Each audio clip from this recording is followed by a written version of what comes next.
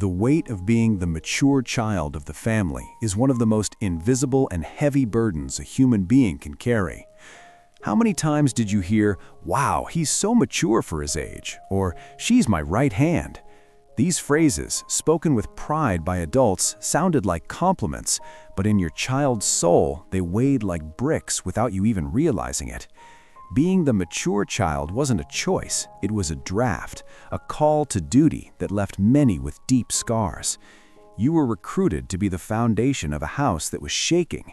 You became your mother's confidant, the mediator of your father's arguments, the caregiver for your younger siblings, and the list goes on.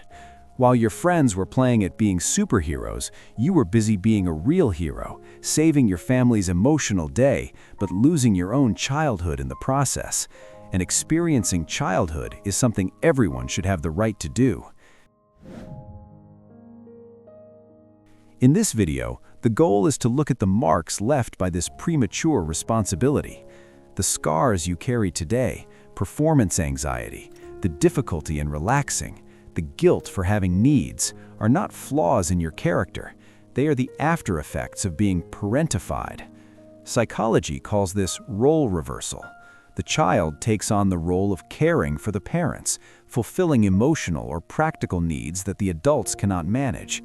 The home, which should be the place where the child receives security, becomes the place where the child provides security.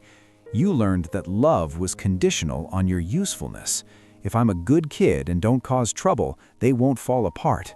This belief took root.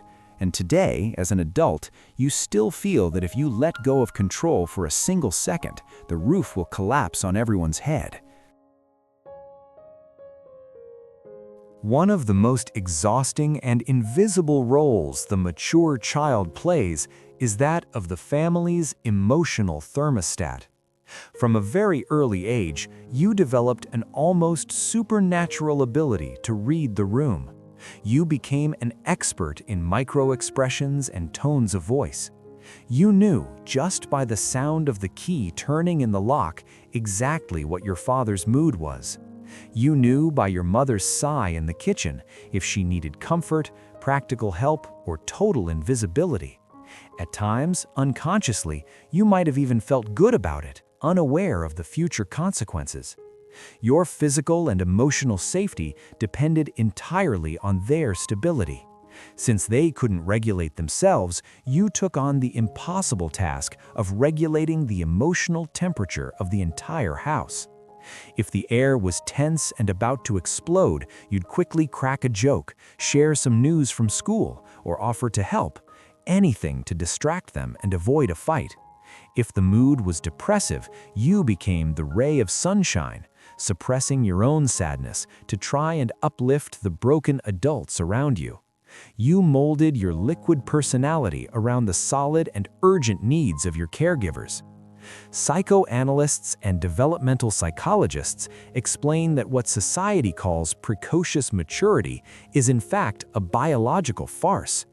True maturity is the fruit of slow, natural development that happens when a child has their security needs met and can afford the luxury of growing at their own pace, making mistakes, and being cared for. What you developed was an adaptive survival strategy.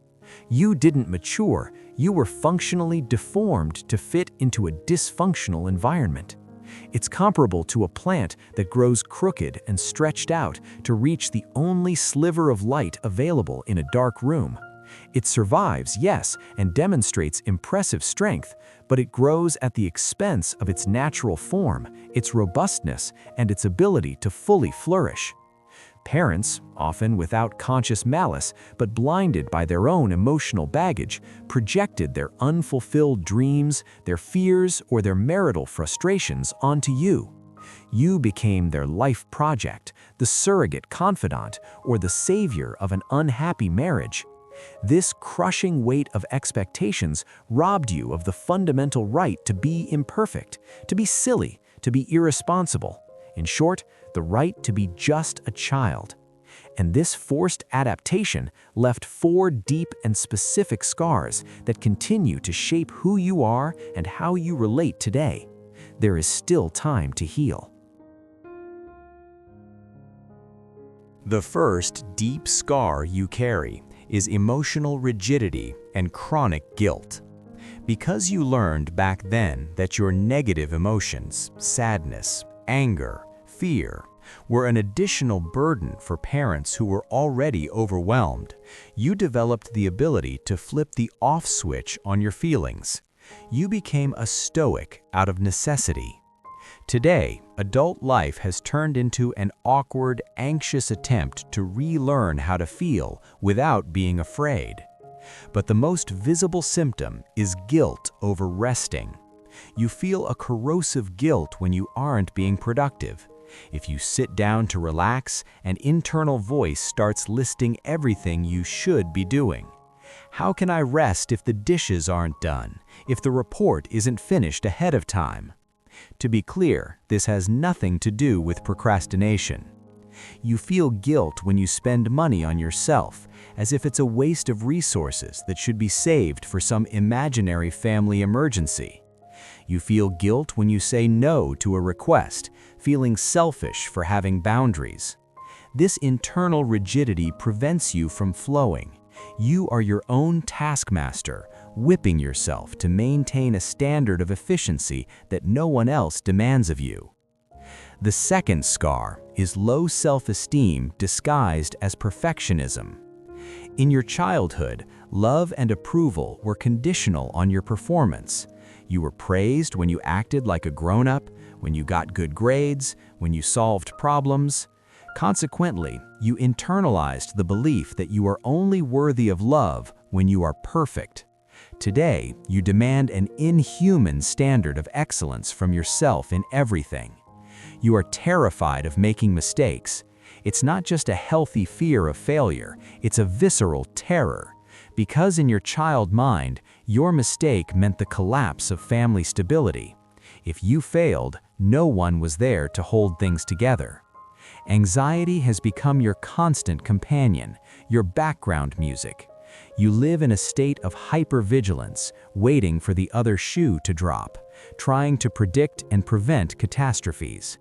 You try to control everything and everyone around you, believing you're just organized, when in reality, you're just trying to soothe the panic that chaos might reign again. Underneath this facade of extreme competence lies an open wound, the belief that if I'm not useful, if I'm not necessary, no one will love me. You don't believe you have intrinsic value just for existing. You feel like you need to pay rent daily for the space you occupy in the world through sacrifice and service. Do you identify with any of these so far? Let me know in the comments. The third scar, perhaps the most socially visible, is the compulsive tendency to care for everyone but yourself.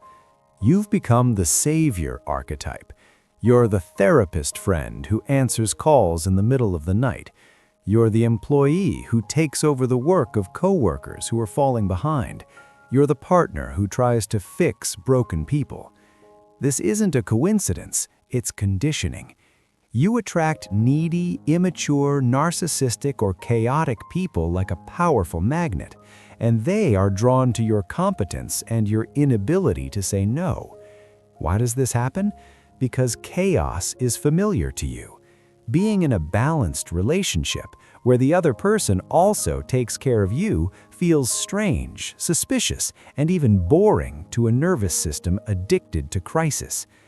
Caring for someone who doesn't know how to care for themselves is the only dynamic of love you ever learned to navigate. You feel comfortable in someone else's storm because you know exactly what to do, hold the rudder. But the price of this is the erasure of the self.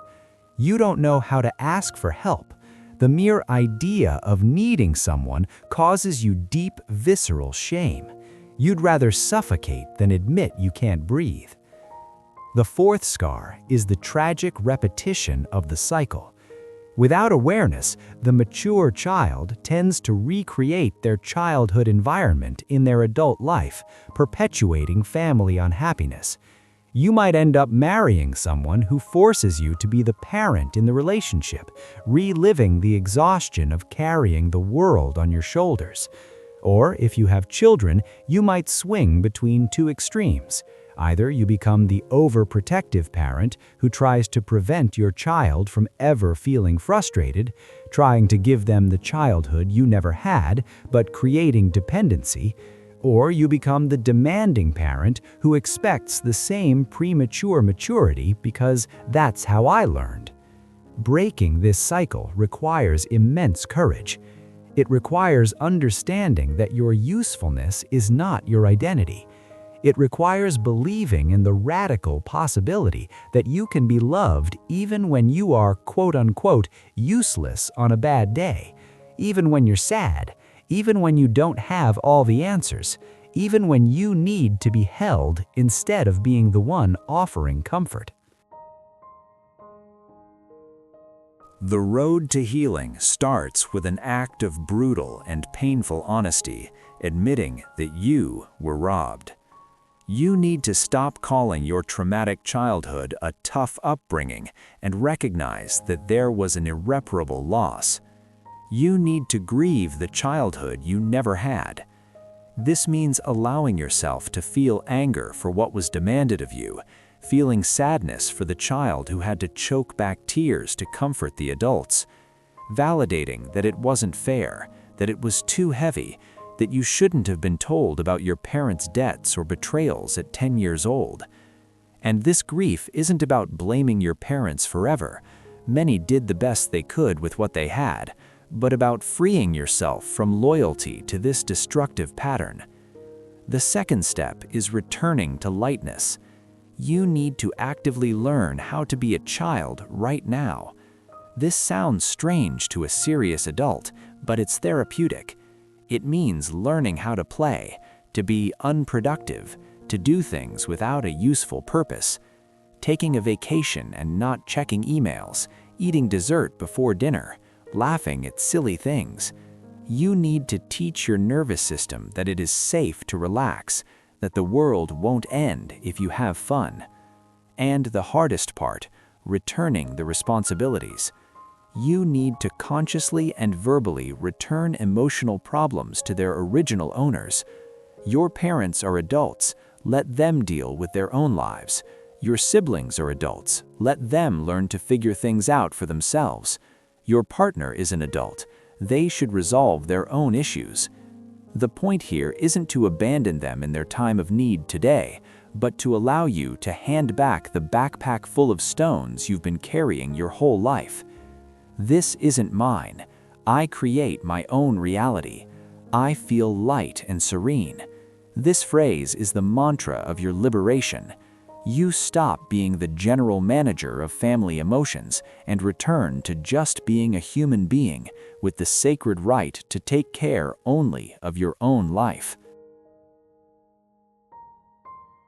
Ultimately, stopping being the mature child means becoming a light-hearted adult.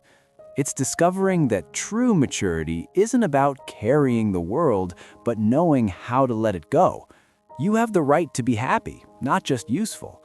You have the right to be loved for who you are, not just for what you do.